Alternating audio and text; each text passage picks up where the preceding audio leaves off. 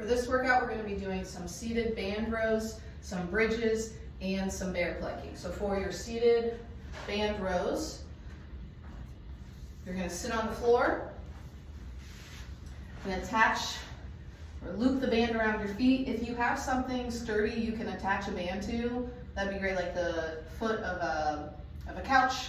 You can even sit in a chair and do this if you need to, but just make sure that this band will not come flying towards you.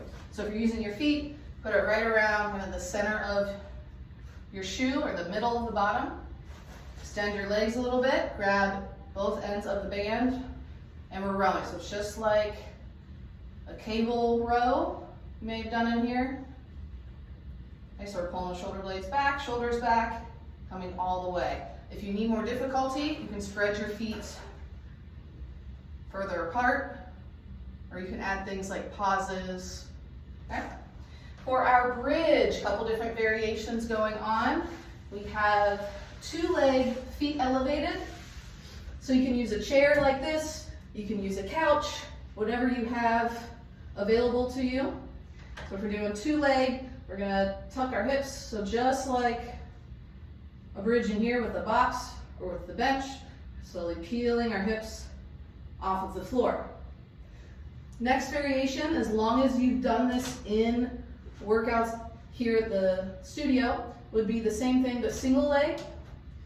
So working leg here, other leg up in the air, pushing down into whatever you're using, coming up to your full hip extension without arching your back. Okay. Third variation, as long as you've done it in the human form. I would use something softer, like you can place a towel, pillow, whatever on a chair, or use the end of couch cushion, but it will be back elevated single leg. Or here, object is right below your shoulder blades, coming down, driving up. Coming down, pushing straight down through the floor, little tuck of the hips at the top. Okay, third exercise, bear plank. So a couple different variations of this as well. First variation would be holding the bear plank, hands right under the shoulders, knees right under the hips. We're gonna push away so our spine is moving towards the ceiling a little bit, and bringing the knees off the floor an inch or two. And then with my pelvis, we wanna make sure we're not sticking it up, so we're just slightly tuck the hips, hold here and breathe. Second variation is going to be a leg lift. So we're in our bear plank. Maintain that solid position as you lift a leg. Come back down. Okay, so it's not just lifting the foot, you're actually moving the leg a little bit. And the third variation is going to be leg lift and a shoulder tap. So kind of a round whirl. So you'll be here, you'll go leg, leg, shoulder, shoulder. Lift the leg, lift the leg, lift the hand, lift the hand. So for our rows, we're going 12 to 15. For our two-leg bridges, it would be 12 to 15. Single leg variations, 8 to 10. And then for our planks, if you're just holding it, 30 to 45 seconds. If you're doing the leg lift, 8 to 10 each leg. If you're doing the hand and the leg lift, you're gonna go 4 to 5 times around. So the next three exercises, we have some squats to a chair, so you can think of them like our box squats in the gym. So you're actually going to fully sit on the chair. So two leg would look like so. If you have weight, you can hold it here. You're gonna squat slowly, controlled, sit on the box, and back up. If you're using a chair. So we're gonna make sure we're not using a height where you're plopping down or where you have to lean forward a bunch, okay? Next variation, if you've done this in human form, will be a single leg version. So we have our working leg here, we have our non-working leg out in front, and we're going to slowly squat, back up.